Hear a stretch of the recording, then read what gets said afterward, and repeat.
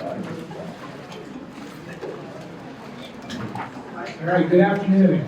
Thank you for your patience while we get going this afternoon. I'd like to welcome you to the George D. Johnson College of Business and Economics, our beautiful space here, and happy to host the 2025 Johnson Innovation Speaker Series. We're excited to have you all here. This is an annual event. We're able to bring in really impactful speakers to shed insight on business and community issues that are relevant to our business community. This opportunity is funded by the Barnett Endowment. While Mr. Bill Barnett could not be with us today, I do want to acknowledge that funding allows us to host this annual event. With that, it is my pleasure to introduce Chancellor Bennie Harris, who is going to introduce our speaker for today.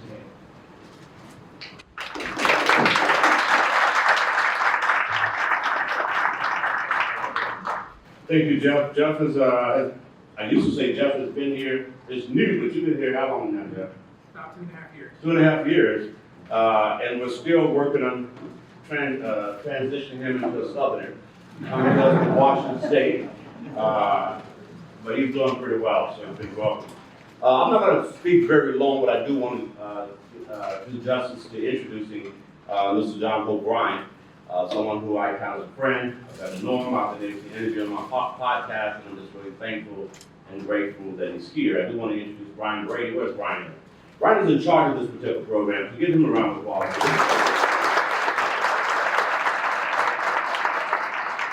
And Brian reached out to me after he saw that I had interviewed John on his podcast, and he wanted me to pull some strings to get him for a discount. So I'll take to do that. Thank you, John.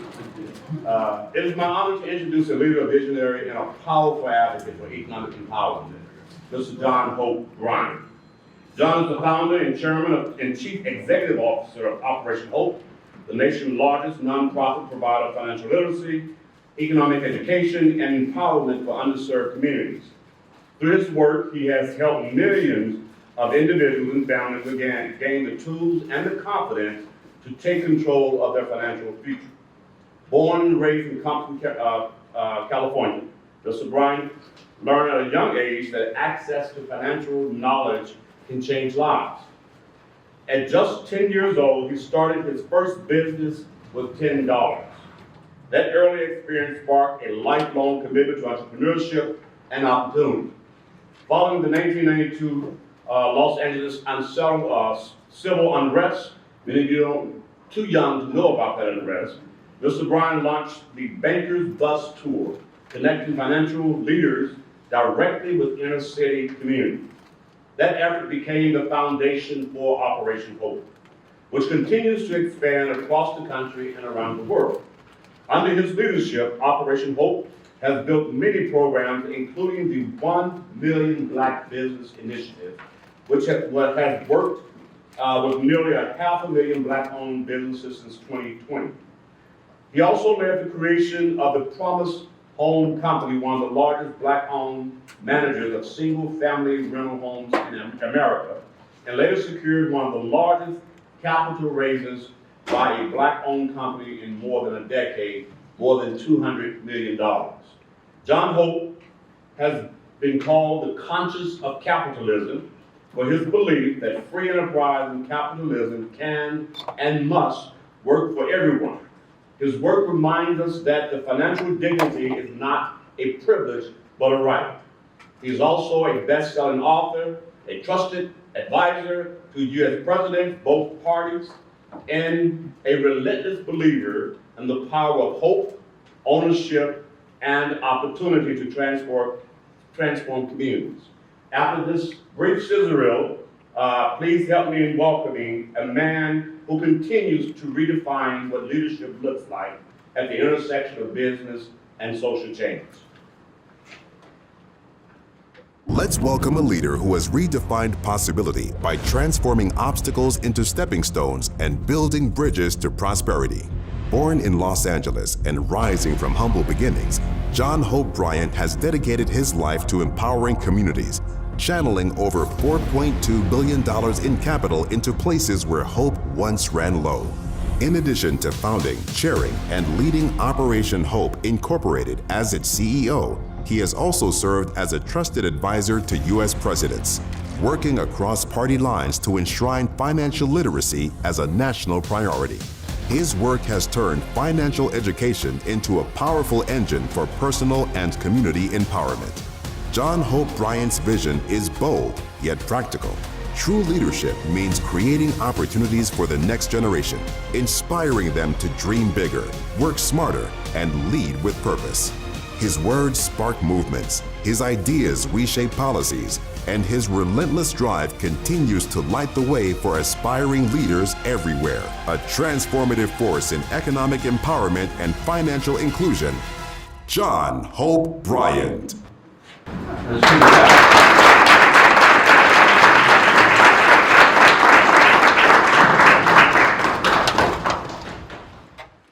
God bless you. Hello. I'm blessed, honored to be here. Thank you, Tim. I want to give honor to God, first of all. Got me here safely. I was in Washington, D.C. late last night. I'm always just sort of surprised at my movements. Like I was, in Washington last night. I was in Atlanta late last night. I was in Barbados last week. I was in New York on Friday morning. And my driver overslept Friday morning in front of 25 minutes before live television. I got to the studio in time. I just never give up. Just like Tommy. Never gives up. You don't give up, are you, Tommy? You don't. If you don't, what? Say it again. If I don't give up, I won't. There you go. That's a bright light there. He's going to be very, very successful. It reminds me in many ways of my own story, by the way, Tommy. I want to thank Jeff. Thank you for your graciousness. And Brian, the director, the dean and director. Brian is an underground guitarist and a nice man, by the way, who did work in Africa. Has a very, very interesting story, and your dean is committed 15 years to make sure that people are seen, that he believes in the bottom third of the population are economic engines for the nation, and I agree with him on that. And most notably, Dr. Harris is a bad brother. I looked up superhero on AI when I was sitting there, and there's a photo of him.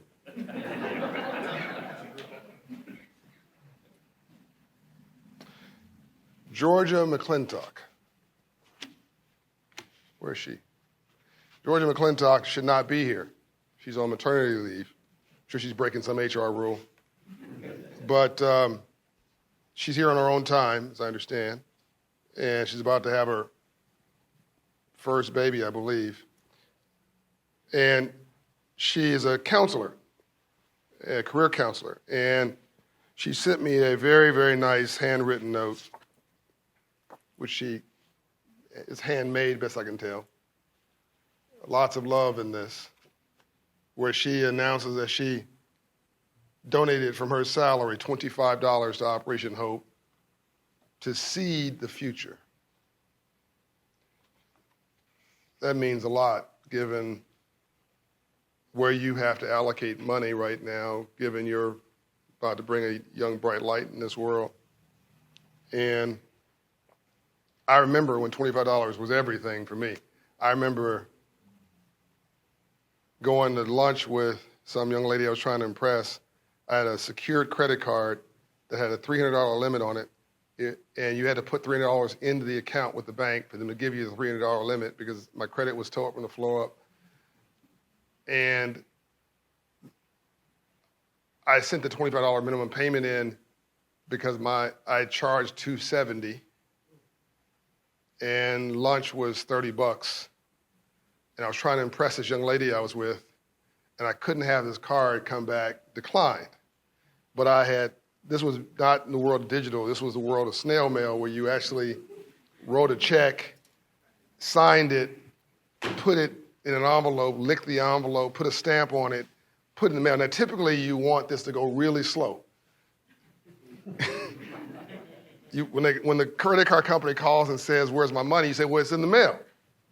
And then once they get it, then they deposit the check. And the way it used to work, you had a float for 3-4 days, maybe even a week, where they're processing the payment, and you're running around trying to find the money to deposit it before the check actually hits. And we used to call that floating checks.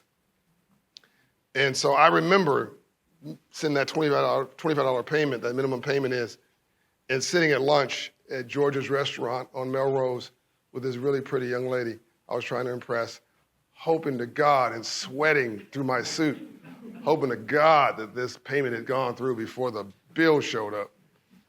It didn't.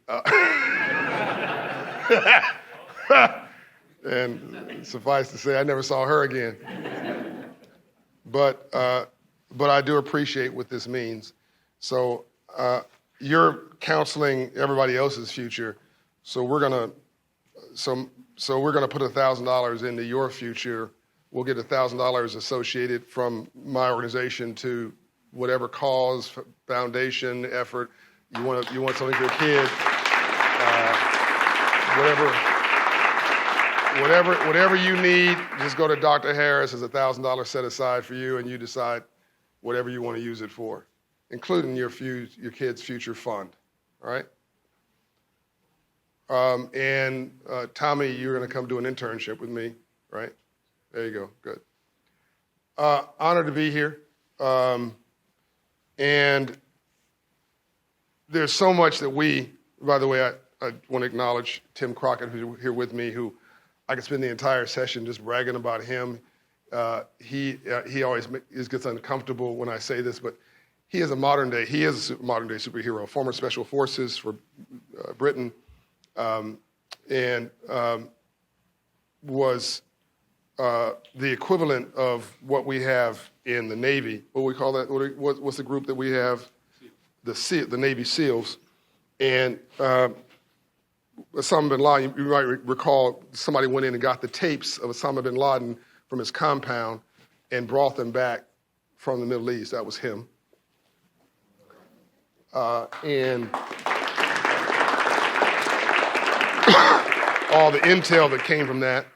And he also escorted the CNN crew into those dangerous areas 2 or 3 times to try to get the story right. And recently, fast forwarding his life, for fun, he and his son, who's clearly as crazy as he is, in a 20-foot boat with no motor in it, rowed a boat from San Francisco to Hawaii in 45 days, marking 2 Guinness Book World Records. That guy right there. He's one of these guys that he's like, he can kill you with a pencil. That's that guy. So let's get into this. I could tell you my story, but that'd be wasting some time, and you can look it up online. The easy part of my story that you should hear from me directly is that I did not have a silver spoon in my life story. My mom and dad divorced over money.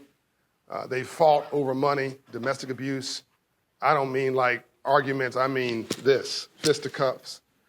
And my mother pulled off her 3-inch pumps on a Sunday afternoon and leveled the playing field on top of my dad's head.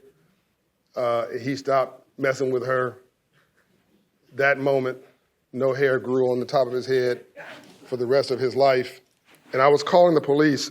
I don't know why my sister handed me the phone, but I was like 4 or 5, and I was calling the police, and I said, come, my daddy's beating up on my mother. My dad was a construction guy. He was really quite big, and so him hitting my mother was not inconsequential. And then she got pissed and took that pump off. And I was like, please come. My mother is whipping my dad's rear end. Please save him. And my mother was extraordinary. She passed away a couple of years ago. Again, we don't have time to get into this, but that was a really important moment right there, because here you have these two brilliant people who, both my second great grandmother and second great grandfather on mom and dad's side, both of them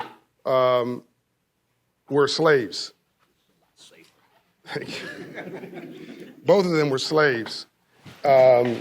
George Young on my dad's side, and then on both sides they went to become self-actualized. My second great grandmother was a slave. She got her freedom. She somehow ended up with a home, no mortgage on it. She ended up with a boarder, which was a renter. My grandmother raised 7 children by herself in a shotgun shack in East St. Louis.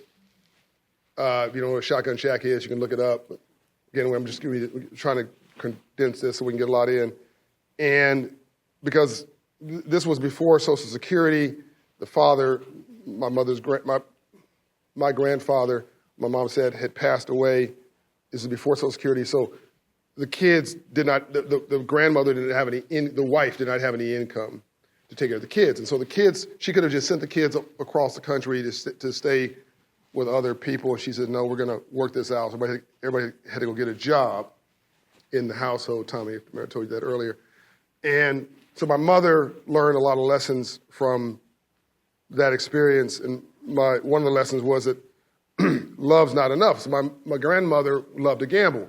So my mother would work as a domestic worker, working in someone's home, earning $5 a day. And she'd come home and my grandmother would say, how much did you make today, honey? My mother, being honest, said $5. Give me that. And she would take it and go gamble it away. So my mother, being quick on the draw, a few weeks later, Grandma would say, how much did you make today, honey? She said $250. And she took the other $250 and she saved it. And she realized that my mother, her mother, my grandmother, meant well, but couldn't do well. So she fast-forwarded that lesson to me when she married my dad, and my dad was a great hustler. The difference between a hustler and a businessman or a businesswoman is paperwork.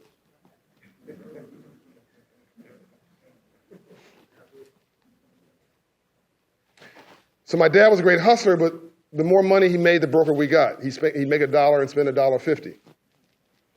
So the more money he made, the broker we got. But he confused cash flow with profit.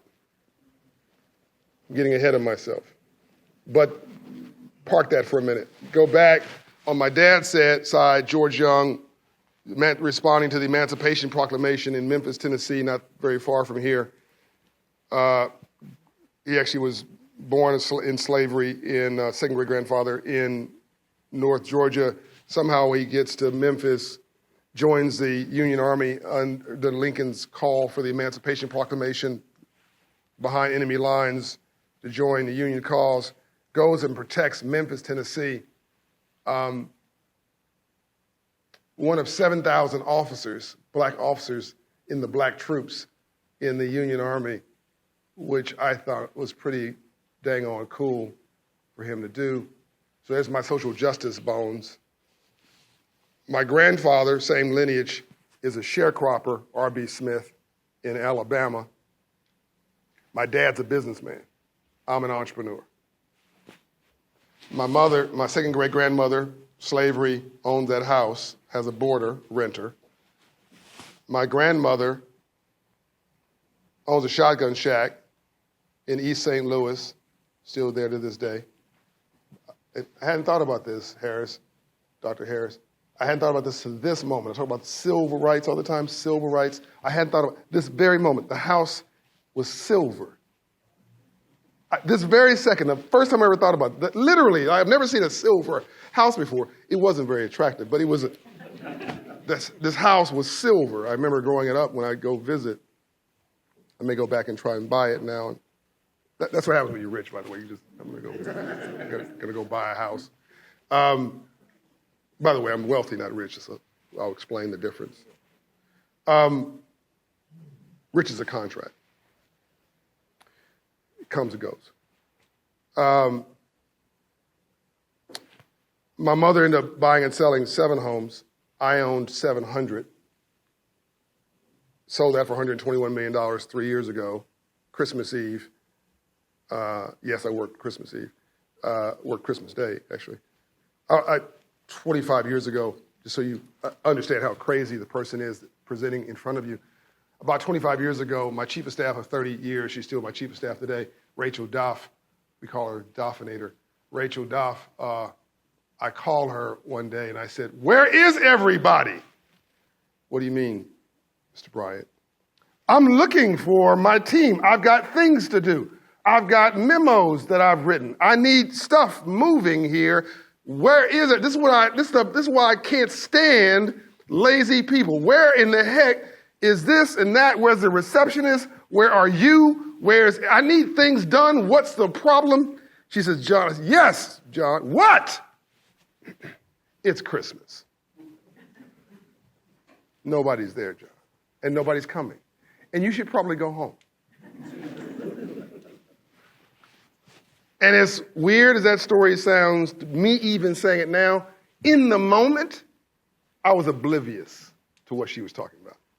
I had a laser focus on achievement.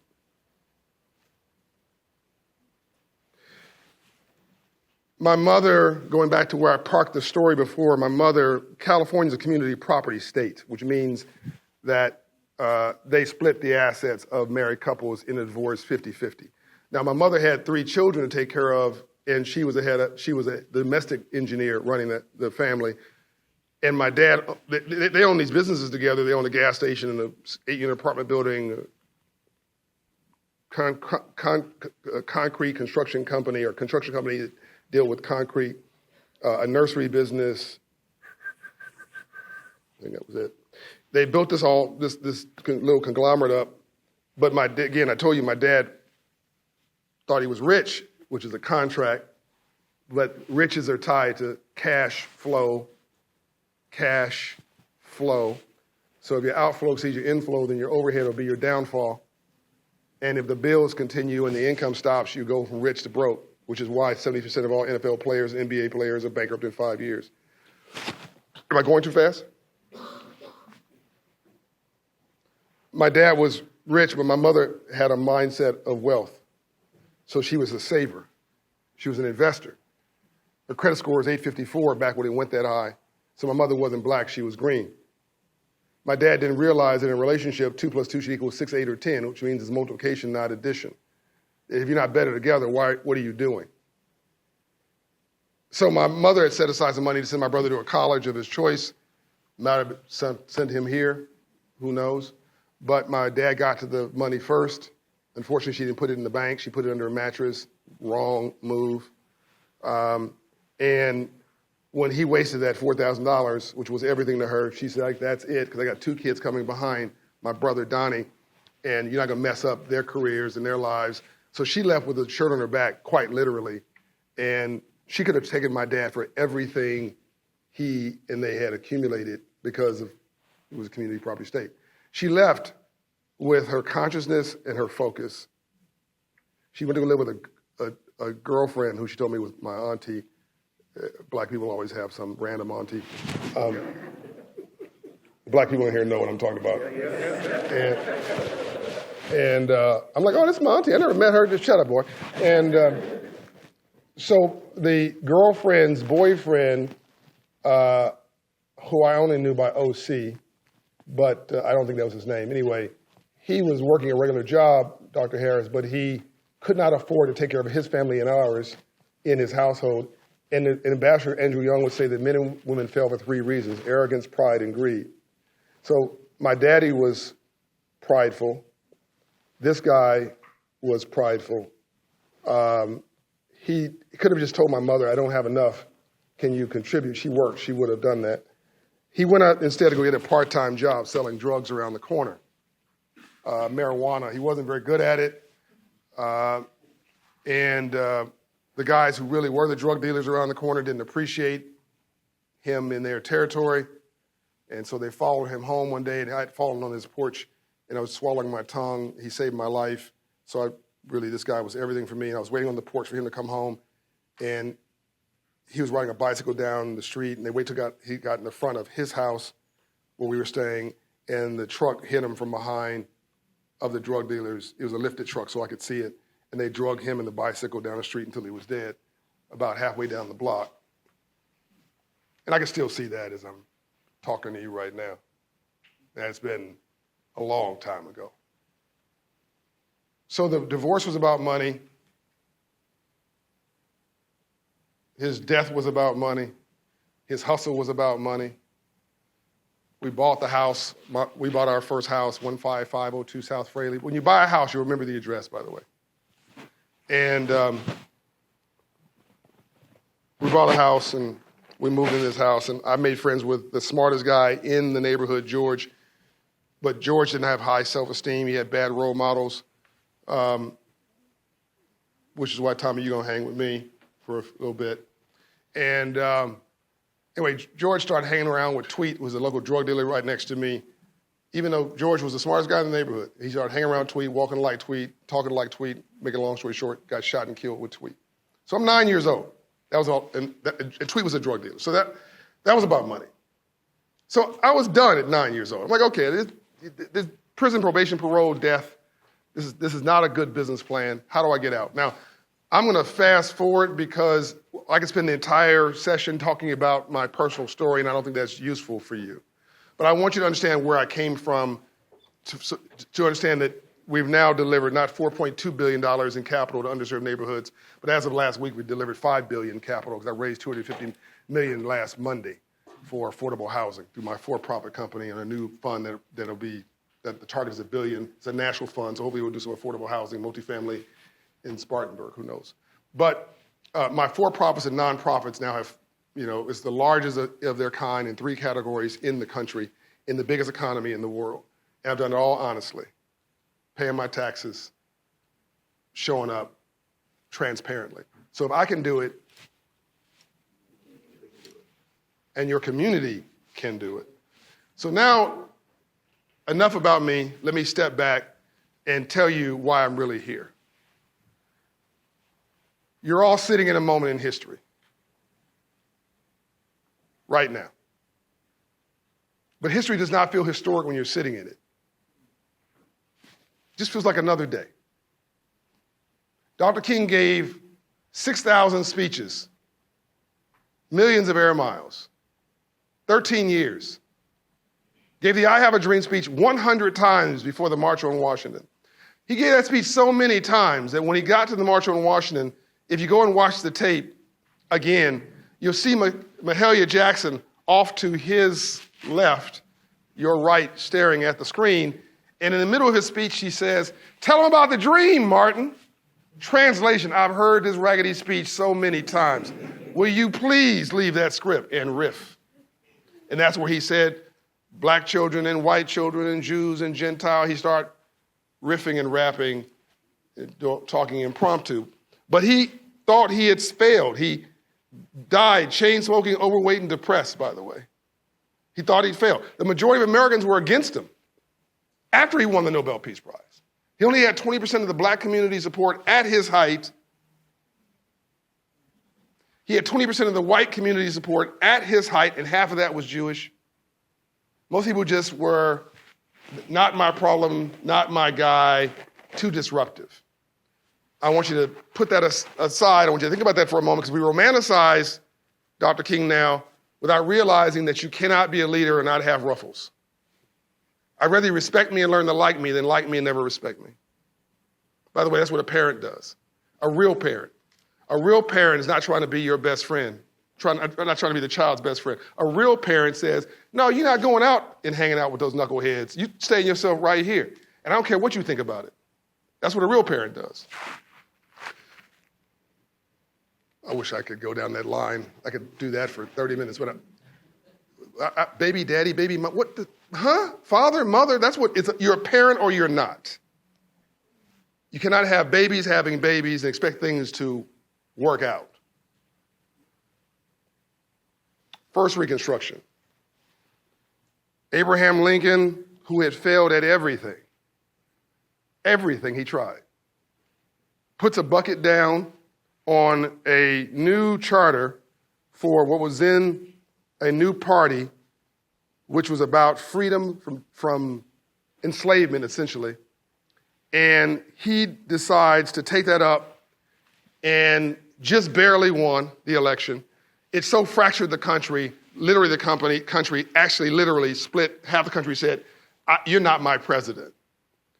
And there was a guy who didn't like him very much, but respected him, who kept talking to him, named Frederick Douglass, who was criticizing him.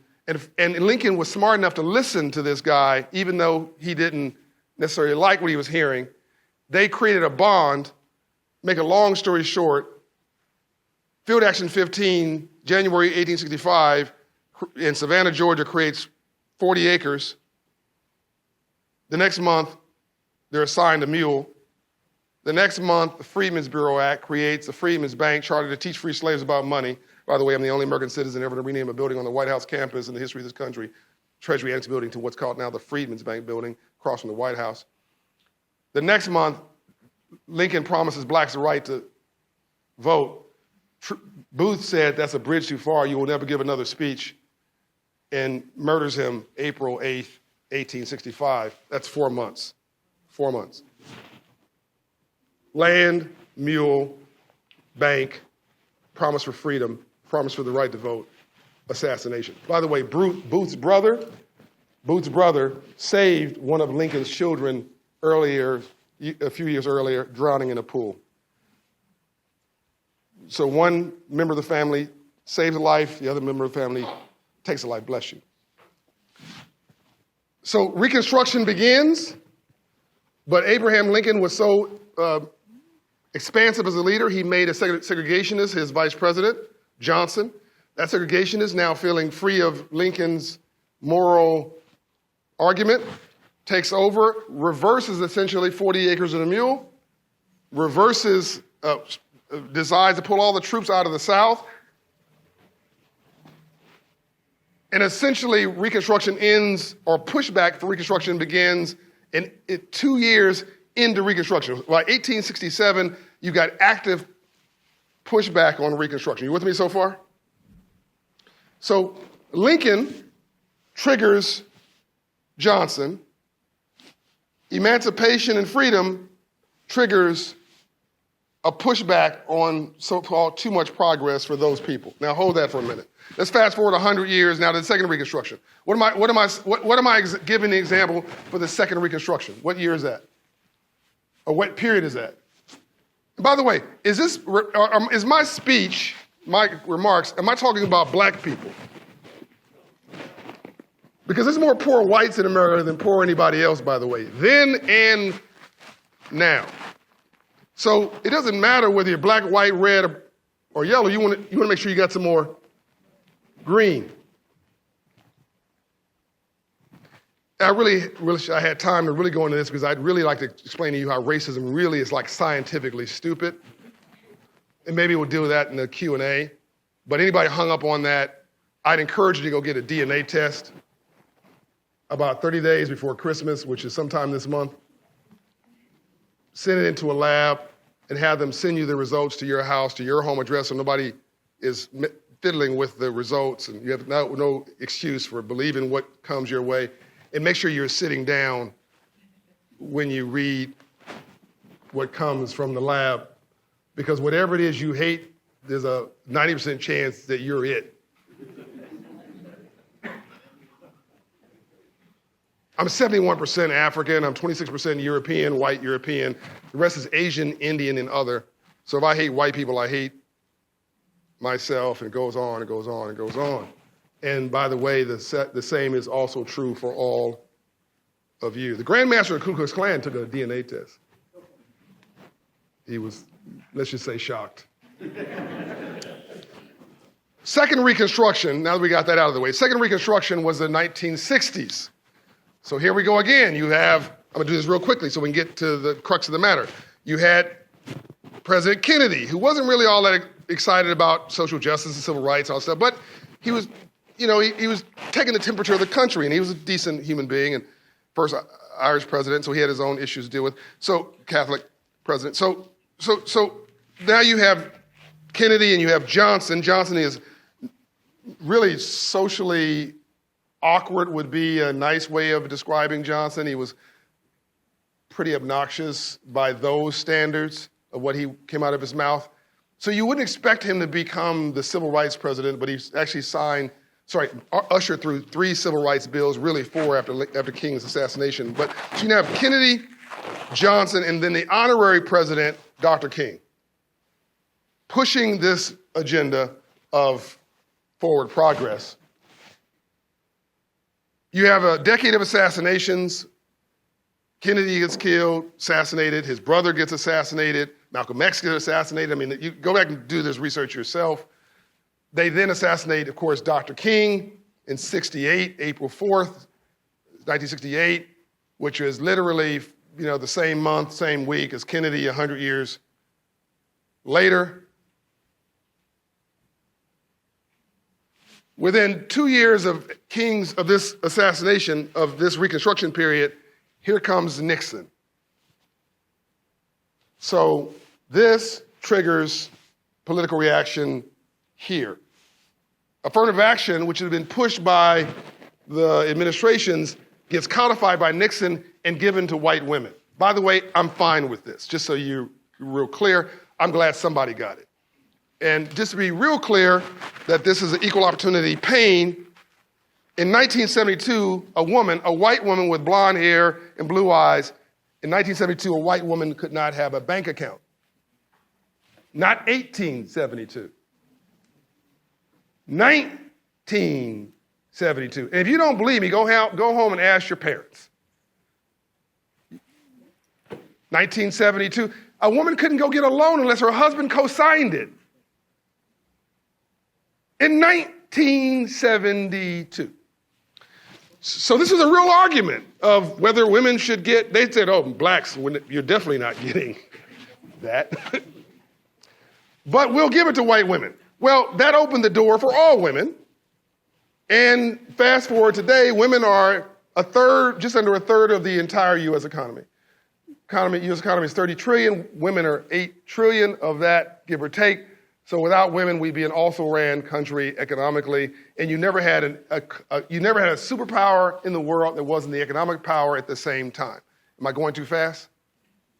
You've never had a superpower, going back to Rome, however far back you want to go. You never had a superpower that wasn't also the economic power at the same time. So in order to be the superpower, you had to be the economic power. And in order to be the economic power, women had to participate. There are today 8 trillion, give or take, of $30 trillion of the economy. But you had this period of the Second Reconstruction that was both instructive and destructive.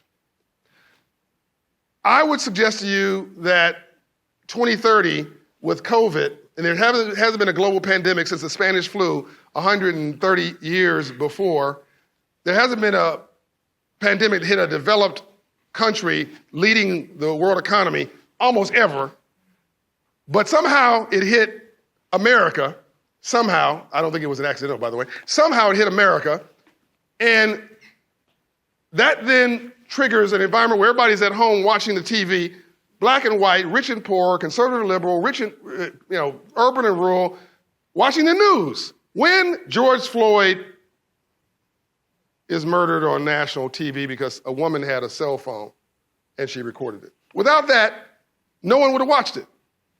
But because of that, everybody watched it. We all agreed for a moment. Everybody for a moment agreed that's bad. Here comes a social justice reckoning of black America, $100 billion committed by the private sector to uplift black America. Within 2 years, pushback. Now it's anti-woke and anti-DEI and da-da-da-da. This is just on schedule. and you have President Obama before this, first black president, that I think triggers another kind of response. Am I making a political argument here? I'm asking you. What am I saying to you? It's history. It just happens, all this is happening on schedule because people are insecure. Most people are not reasonably comfortable. My number one trait, my number one quality is I'm just reasonably comfortable in my own skin. It's okay if you don't like me, I like me. But most people aren't. So you can have high confidence and low self-esteem. So here's a dangerous leader. High confidence because you're competent. You're confident because you're competent. But you have low self-esteem because you're unloved. If I don't like me, I'm not going to like you. If I don't feel good about me, I'm not going to feel good about you. If I don't respect me, don't expect me to respect you. If I don't love me, I don't have a clue how to love you. If I don't have a purpose in my life, I'll make your life a living hell. Whatever goes around, comes around. Hitler was unloved. Stalin was unloved. I can go on and on and on. You can be brilliant and be unloved and now hurt people. Because that's all they know. So you can be incredibly brilliant, have high self-esteem, so high confidence, but have low self-esteem. And if you combine that with power, money, and position in the world, I don't care where you are, who you are, where in the world it is, that person is dangerous. You follow me? This has happened over history. This has happened over all of history. I'm not picking on any moment in time. I'm telling you to ignore the noise. That's what I'm telling you.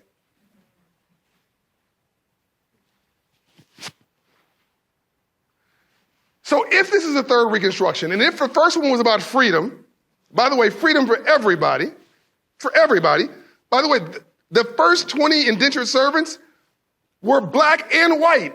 Again, we don't have time for this, but use your smartphone to be smart. Like, fact check everything I'm saying to you. Don't believe a thing that John Hope Bryant is saying to you. Fact check everything. Blacks and whites were friends. They were both indentured servants. They ran away together. We don't have time for this story. I was told I have to wrap this up soon when we get to Q&A. But racism is made up. We don't, again, maybe the Q&A again. It's made up. But we spend all our time arguing over politics and race, which are a distraction for the real game, which is wealth and power. I'm here to talk to you about wealth and power. You with me yet? First Reconstruction, freedom. Second Reconstruction, access. Access to the polling booth, access to a water fountain, access to whatever. Access, right? Access to jobs, access to university. It was First Reconstruction, government-led and civil society. Second Reconstruction, definitely government-led and civil society. Third Reconstruction, so freedom, access. Third, opportunity and ownership. From the streets to the suites. From civil rights to civil rights.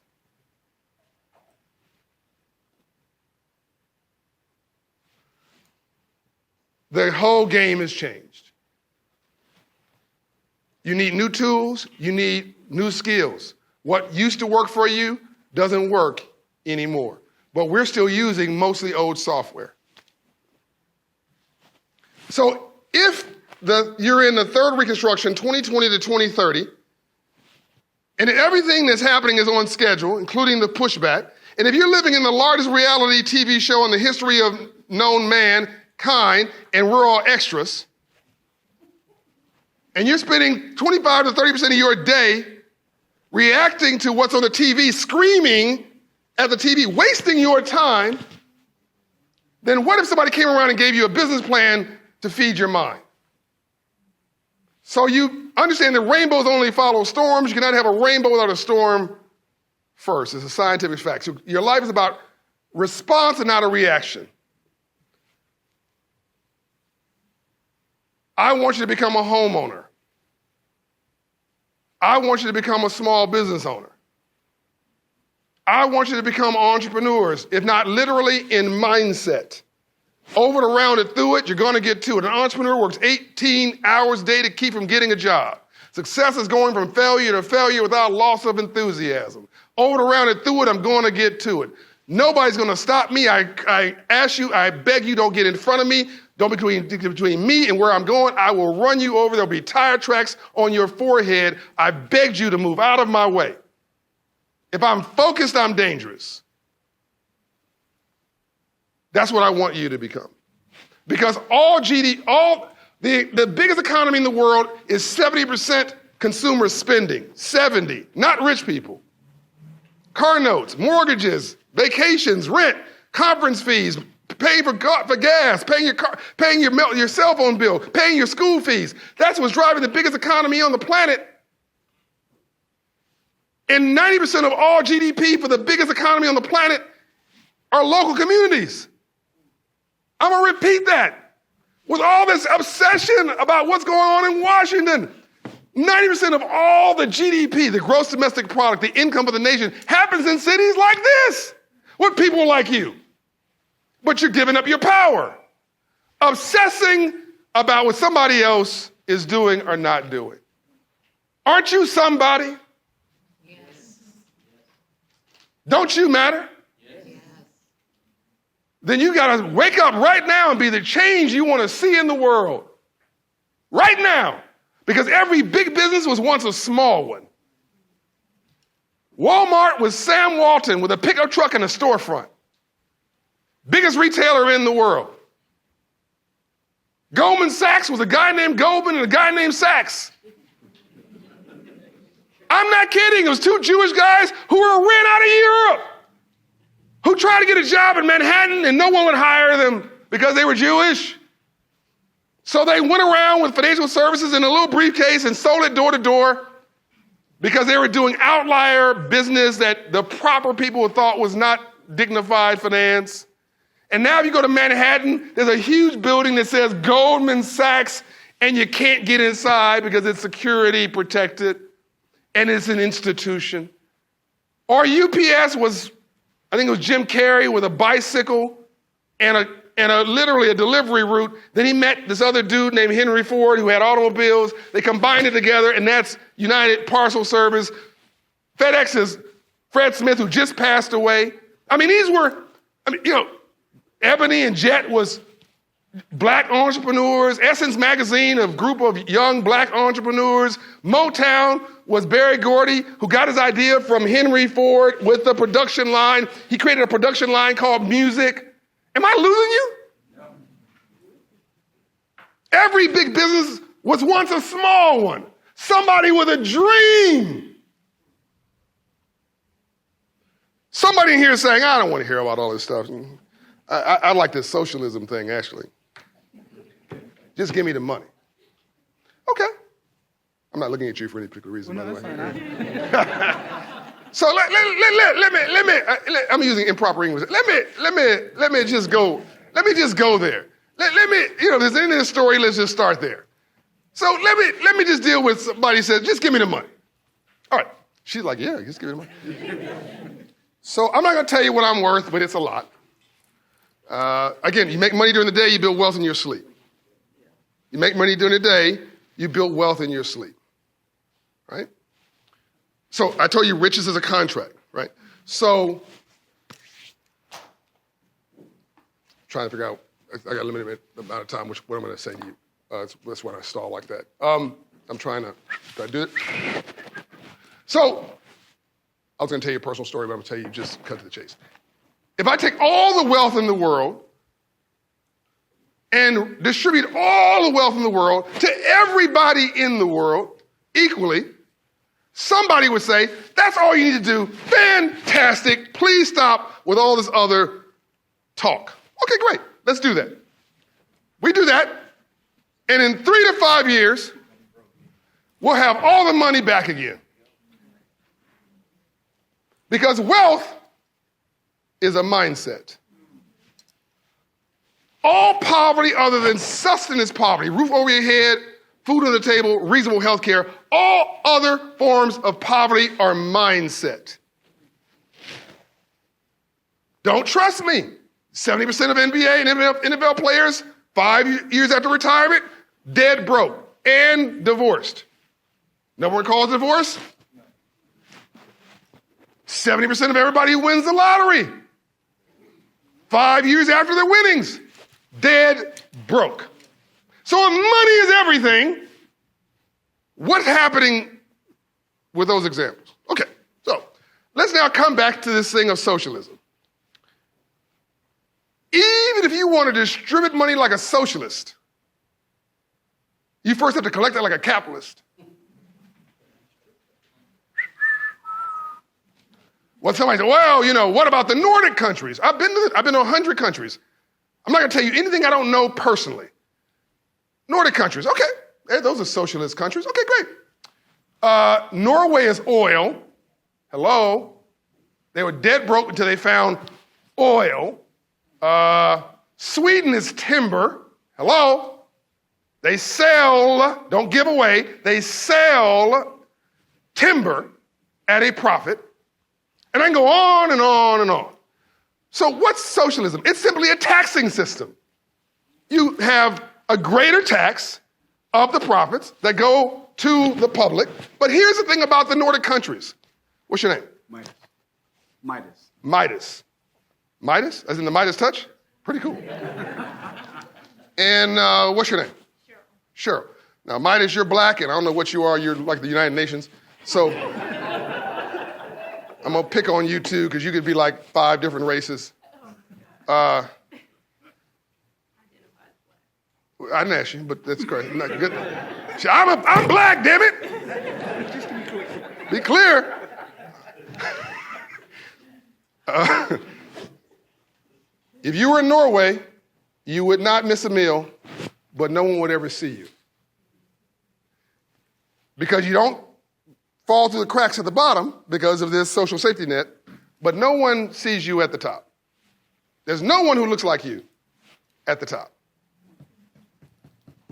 There are very few white women at the top.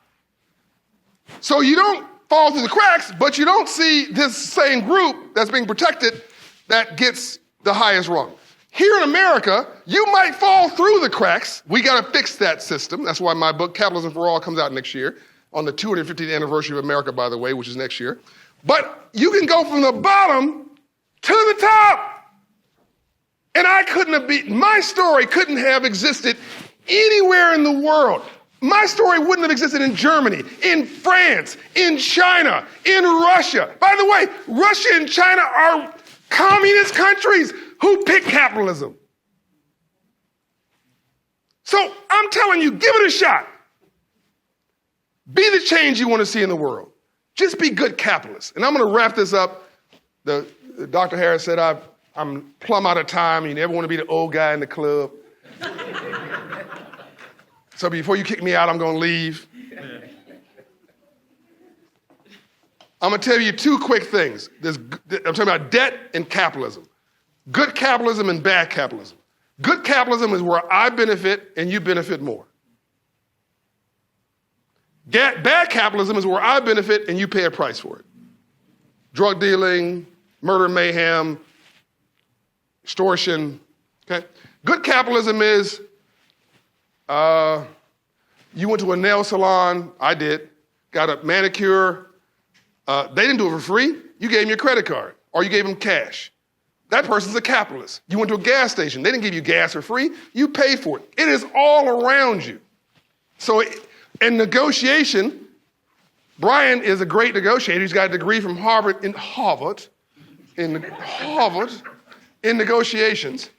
All negotiations all capitalism is in negotiations. This is a table. You're on one side of the table, Miles. I'm on the other side of the table. You're the capitalist. I'm the consumer. Your job is to extract as much value out of me while paying me the least. Follow me? Yes? That's his job. Is that personal? Is that making him a bad person? No, it's his job. My job, I'm the consumer, my job is to get the most out of him while paying him the least. I'm going to repeat that. His job is to extract the most value out of me, the most money out of me, while giving me the least value of that product so he can maximize his profit. My job on the other side of negotiations is to extract the most value of the product while paying him the least for it. That's my job. With financial literacy, you can level the playing field in this negotiation. You follow me? Debt. Good debt, bad debt, and I'm done. When I was growing up in black church, they said money was evil. Wrong! The love of money is evil. There's no city, there's no university, there's no county, there's no state, there's no billionaire, centimillionaire who ever succeeded without good debt. Good debt is tied to something that appreciates. Home ownership, investments, businesses, yourself, this education. Bad debt is tied to something that depreciates. Financing a car that doesn't take you to a job. Financing jewelry. Financing sports tickets. I'm done. Questions?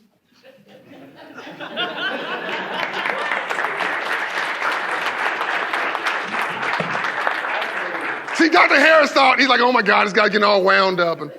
Actually, John has so much capacity and he's extremely knowledgeable. He has about 7 books. 7th one comes out in January, yeah. He's written a lot. You can just Google his name. He's on everybody's podcast. And so we want to allocate about 15 minutes to question and answer. And I know we have the title here, but John and I talked this morning. And I thought talking about the reconstruction, reconstruction, really. By the way, when you go home and watch Iron Man, I swear that's him. Who's Iron Man? Okay. The Iron Man, the movie, Iron Man. The reconstruction based on all the You got the suit in your closet. Anyway, go ahead, continue. Based on all the work that he does, I thought we really resonate with our group today. And so the first question is, go back. We talk about access, capitalism, AI is changing things. Oh, How yeah. do you see that playing out?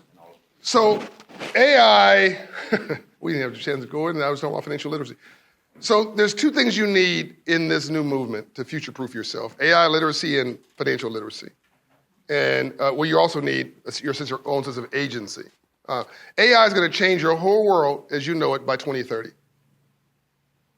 Not 2050. The world as you know it, you will not recognize it. You will not recognize it within the next 4 years. It's happening right underneath you right now. We stopped at a fast food. I don't eat a lot of fast food, but on the way here, there was not a lot of options, so we stopped at a fast food restaurant. And 5 years ago, you'd have walked up and there would have been 8, 10 people behind the counter cursing each other out. And somebody said, what you want? My order. Right? Attitude. Now it's a pad. You punch in your order, and there's 3 people on the back processing it. Right? And soon you're going to see people-less restaurants.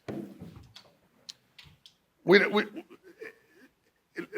best way I can describe this is, in 1850, you went from the horse and buggy, 1850, 1860, 1870, 1880, 1890, 10% of all jobs in that 50 years were farriers, which was basically somebody who changes horseshoes. And the other jobs, my guess is, were tied to supporting the farrier. So there was the people who had the iron for the little things you packed into the horseshoe, and there was who made the horseshoe, and who serviced the horseshoe, and who made saddles for the horses, and you get the gist. And who had the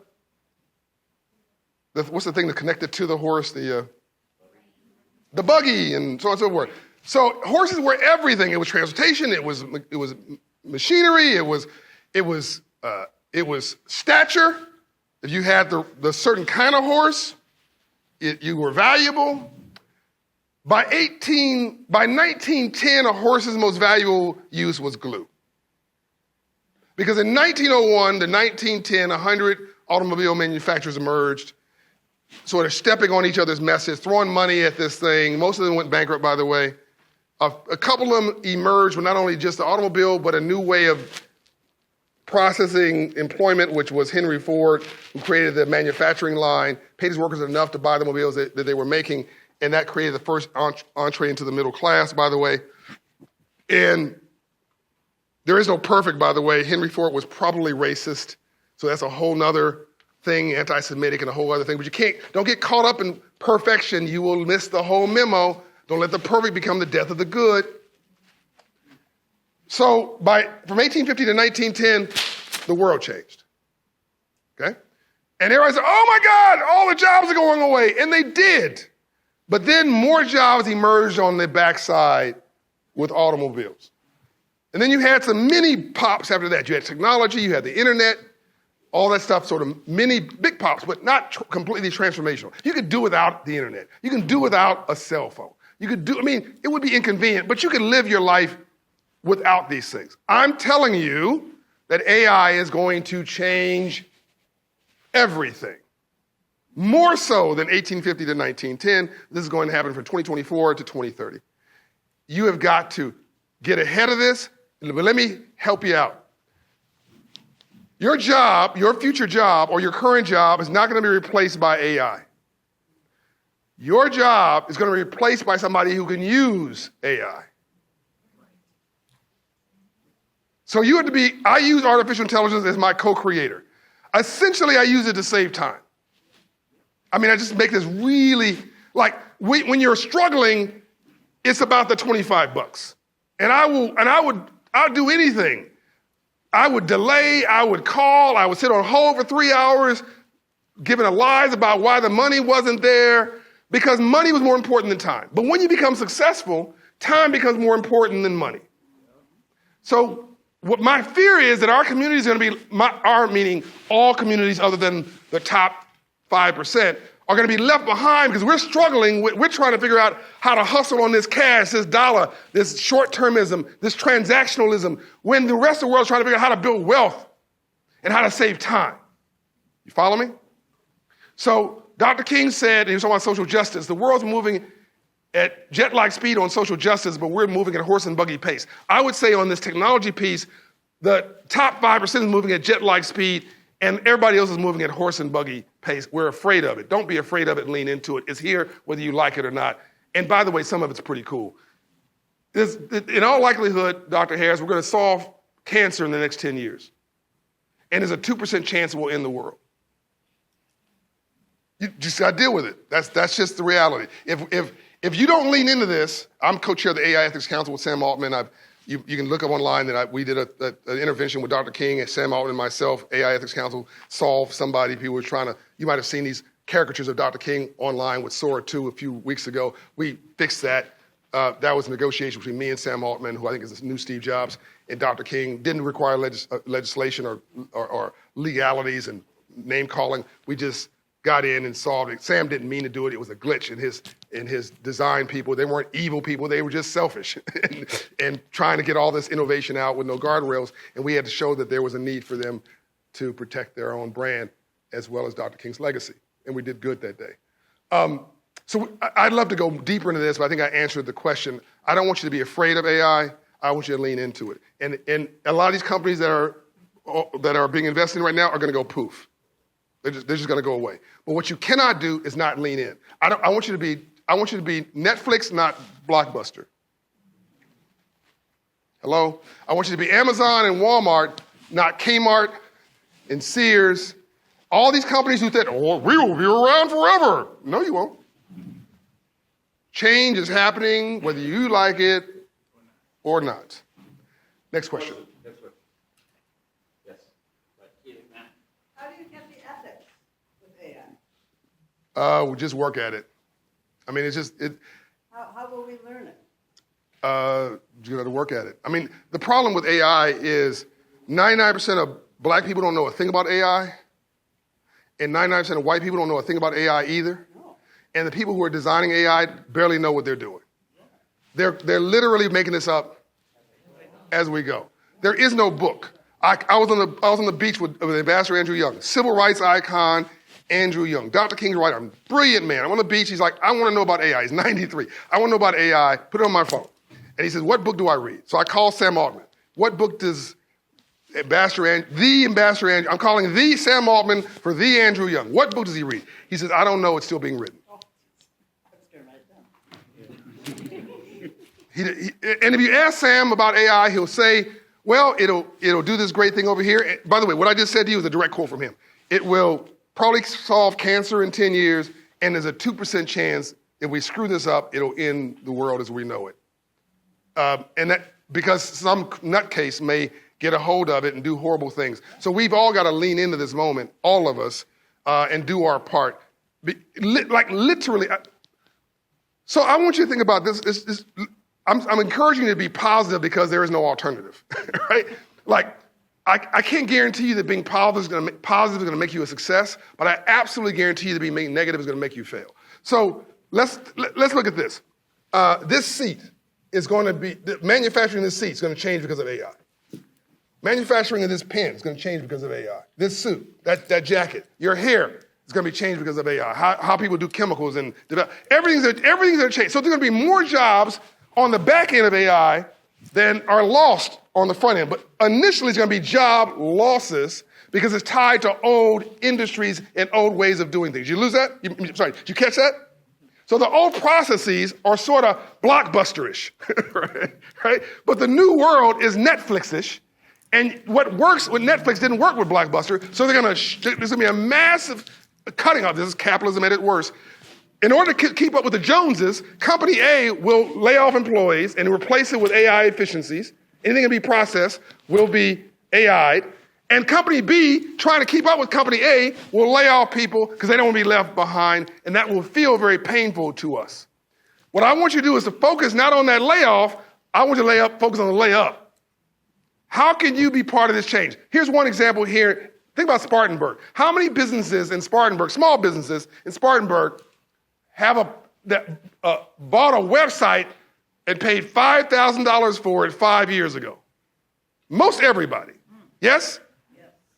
Go to those businesses and say, for $500, I'm going to give you an AI-derived cutting-edge website that has scheduling in it, e-commerce, Shopify.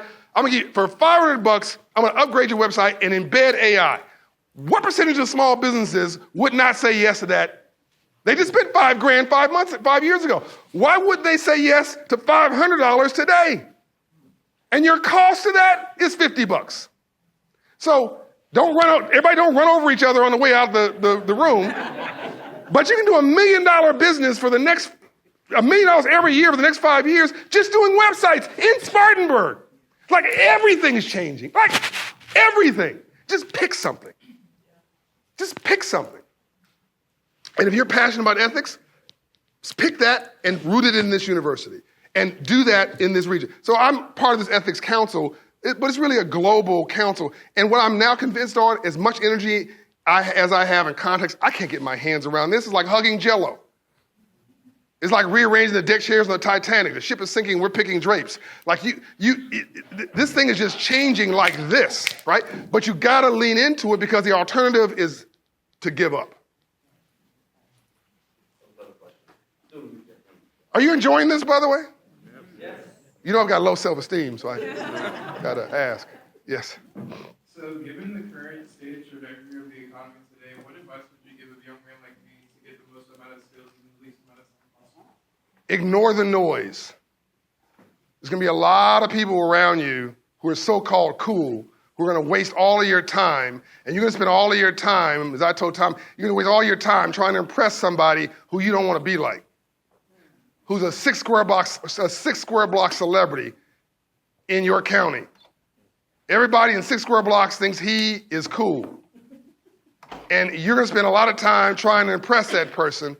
And I'm telling you, looking out and looking back, 30 years later, that person doesn't matter. They don't matter. Their friends don't matter. Cool doesn't matter. None of that matters. As I said earlier in the private session, there are no ugly centimillionaires or billionaires. They're all attractive. Just be successful. Be obsessed. Be focused. Ignore the noise around you. Find something that you're passionate about, excited about, in the world that is being recreated. If you can't find, not you, but if you can't find something to be excited about in the world today, something's wrong with you. Rainbows only follow storms. You cannot have a rainbow without a storm first. Don't focus on the problem. The problem is self-identified. Focus on everything that comes out of that, which is everything, which is new opportunity. Just find something you're excited about and become the absolute expert of that. Have you ever heard the book, The Tipping Point? Malcolm Gladwell, University of Illinois study, proves that 5% of positive role models stabilizes all communities. Right? And then the book, I think it was The Outlier, that his next book was one or two books after that, basically said, if you spend 20 hours a week on anything, you'll become the NBA player, the professional athlete in that space. Which means if you spend 30 or 40 hours a week on it, you're the Michael Jordan in that space. But you'll be at least an NBA player, of the brain, if you spend 20 hours a week. Just find something that you're obsessed about, that you love, and spend 20 hours a week or 10 hours a week becoming the absolute expert in that. I did that with financial literacy. I did that with, the areas I'm expert in. And I dare anybody to come into a conference room and compete with me. Yes, ma'am. Yes, ma'am. You, student first, yeah. Right, you, yes, you. I'm going to let both of y'all get your question. My name is Noya Idehen. Oh, African. Which African country? Nigeria, Abuja! Young, I'm asking you to stand aside. The youngest demographic group, by the way, in the world. The youngest demographic group in the world are Nigerians. And by the way, we don't really have time for this conversation, but demographics are destiny. If white people in America don't wake up quick, because you're not having enough babies, there's not enough of you, you're not having enough babies, young people create jobs. I hate to tell you, but all these folks that we are having problems with, you need every one of them. Every white person needs to love a black person.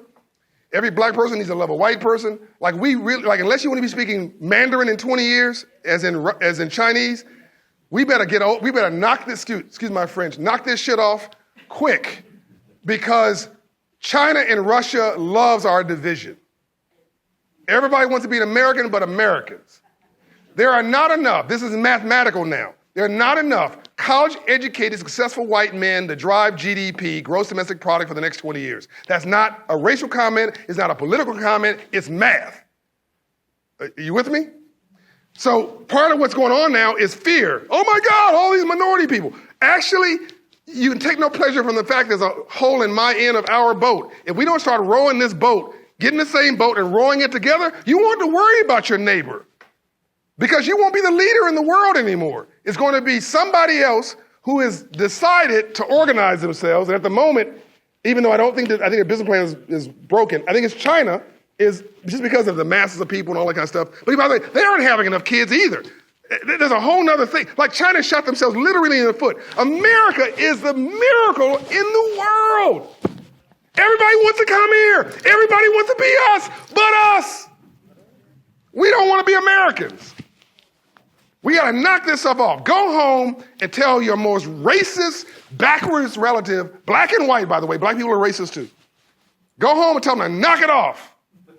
You hear me? Knock it off. If you look at the demographics, the demographics, for the first time in history, you got more people over 65 than under age 18. And the 65-year-olds are white, baby boomers, wealthy, all trying to go play golf at the same time. And you have these young people who we need to make capitalists, who happen to look different. And some of them are Nigerians.